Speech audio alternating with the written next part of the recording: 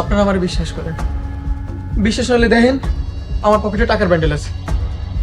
তাহলে pocket check কর।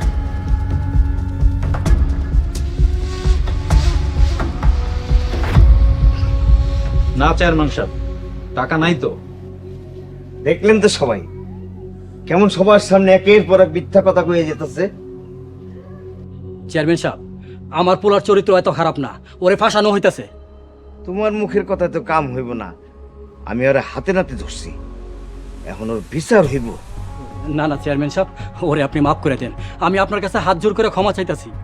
মাফ করে দিলে আমার মাইয়ার কি হইব? তার ইজ্জত কি ফেরত আইব? বিচার একটাই, চেয়ারম্যান মাইয়ার ইজ্জত গেছে, রতন চেয়ারম্যান মাইয়াকে বিয়ে করতে হবে। এটা আপনাকে কেমন বিচার?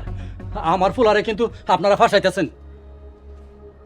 আবুল মিয়া, তোমার পোলা অন্যায় কইরাও চেয়ারম্যানের মাইয়ার জামাই হইতাছে, এমন সৌভাগ্য কয়জনের হয়? সজীব ভাই, আপনি বড় ভাই হইয়া ছোট ভাইটারে এইভাবে ফাঁসাইতে পারলেন? আমি কেন তোর ফাঁসি দেব? তোরে ফাঁসে আমার কি লাভ? চাচা, আমি তাহলে আসি। আসসালামু আলাইকুম। ওয়ালাইকুম আসসালাম।